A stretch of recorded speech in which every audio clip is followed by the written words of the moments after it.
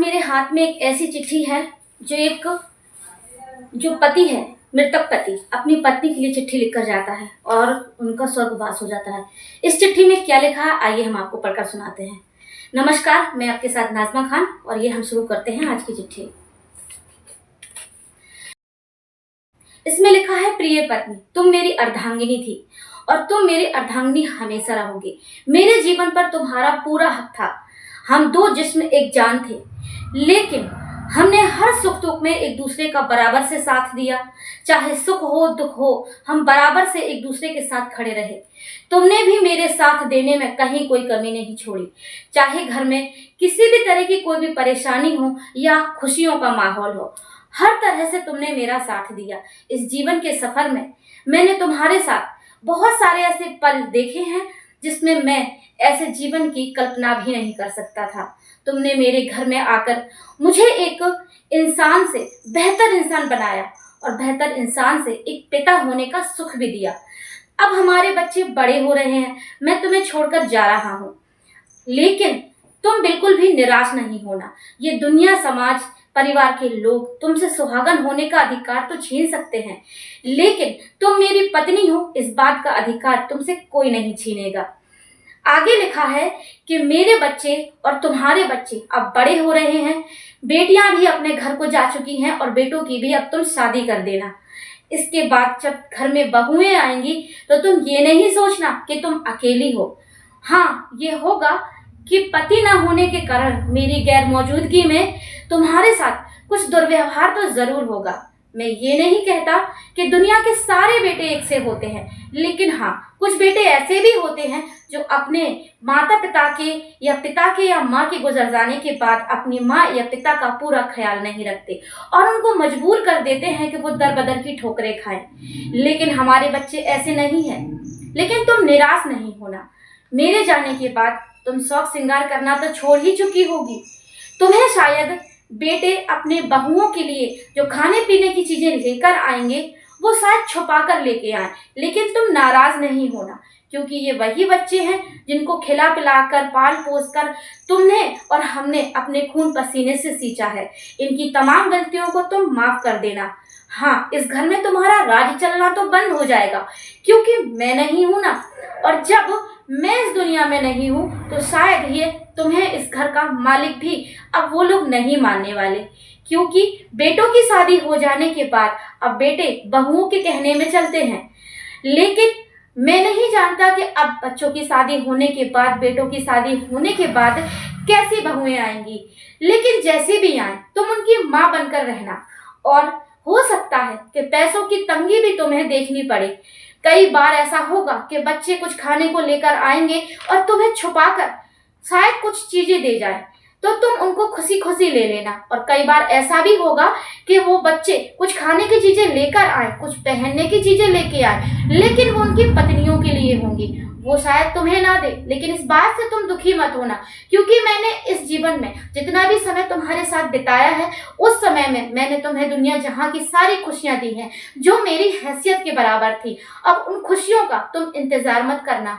हाँ, तुम जीवन जीना अपने बच्चों के लिए, हमारे बच्चों के लिए, लेकिन किसी से कोई उम्मीद मत करना कि वो बच्चे तुम्हारा ख्याल बहुत अच्छी तरह, ठीक मेरी तरह रखेंगे। लेकिन तुम माँ बनकर और एक पिता बनकर उनके सर पर साया बनाकर रखना। कई बार तो ऐसा भी होगा कि बच्चे, तुम पैसों के लिए तरसोगी या तुम्हारे पास पैसे नहीं होंगे, तुम्हारा मन ललचाएगा किसी सामान को खरीदने के लिए और तुम खरीद नहीं पाओगी, अपने मन को मार कर रह जाओगी। लेकिन तुम निराश नहीं होना। ये मेरी चिट्ठी मैं तुम्हें देकर जा रहा हूँ।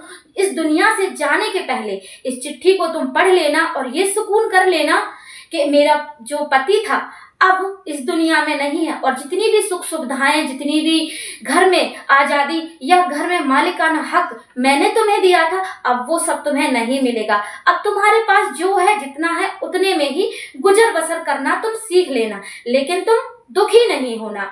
ये चिट्ठी नहीं, ये मेरी वो बात है हर बेटे के लिए, हर बेटी के लिए, वो बात है जो हर पिता अपने माता पिता अपने बच्चों से करते हैं, जो अपने बच्चों को मतलब कहते हैं कि हमारा बच्चा ये करेगा, हमारा साथ देगा, हमें खाने को देगा, बुढ़ापे में वृद्धा आश्रम नहीं छोड़ेगा। ये वो चिट्ठी है उस बेटे के लिए जो कई बार बचपन में अपनी माँ की गोद में पेशाब करना और लेटरिन करना, जबकि माँ बाप उनके इस छोटे छोटे कामों को करते हैं, उनको एक नन्ही सी जान से एक महान पुरुष या बड़ा आदमी बनाते हैं, डॉक्टर इंजीनियर बनाते हैं। लेकिन तुम नाराज ना होना, तुम वैसे ही चलना, क्योंकि तुम एक औरत हो, एक माँ हो, मेरी पत्नी हो, और मैं तुम्हें बहुत प्यार करता हूँ, हमेशा तुम्हारा साथ दूंगा।